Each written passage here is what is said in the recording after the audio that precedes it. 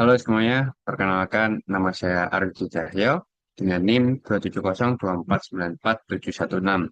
Status saya saat ini belum kerja dan hanya full-time mahasiswa di Binus University. Baik, di sini saya akan mempresentasikan jawaban dari forum Dilema Investasi Infrastruktur Digital pada era pandemi dengan mata kuliah Digital Business Fundamental.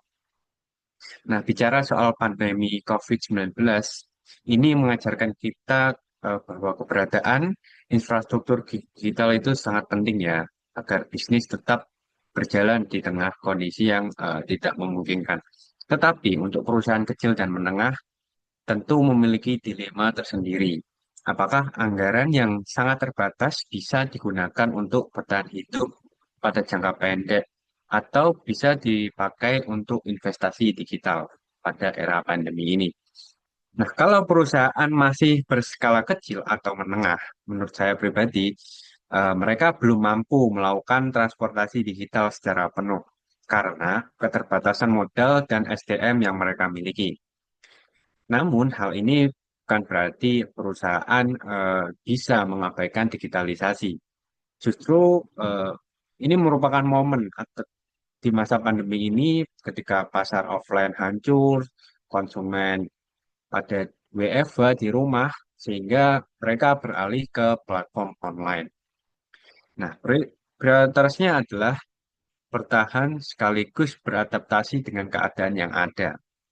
Artinya adalah perusahaan tetap fokus menjaga cash flow untuk operasional dasar mereka, tetapi mulai masuk secara perlahan ke dunia digital. Nah, perusahaan bisa in- penetrasi melalui e-commerce, media sosial, atau aplikasi pesan singkat, misalnya WA, yang bisa diakses siapapun. Nah, langkah sederhana ini tidak membutuhkan biaya yang besar, tetapi bisa membuka akses ke pasar atau market yang baru. Jadi, transportasi digital tetap bisa dilakukan, hanya saja secara perlahan, bertahap, sesuai dengan kemampuan perusahaan kecil atau menengah tersebut. Nah, kesimpulannya, dalam situasi krisis pandemi COVID ini, perusahaan kecil tidak harus langsung melakukan digitalisasi total.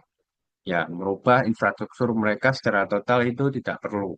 Yang penting mereka tetap bertahan. Secara operasional mereka masih jalan, mereka masih bisa ya setidaknya balik modal. Nah, sambil beradaptasi dengan pasar digital yang mulai trending secara perlahan. Nah, dengan strategi ini, bisnis masih bisa survive dan sekaligus menyiapkan fondasi yang cukup kuat untuk tumbuh lebih kuat di masa depan.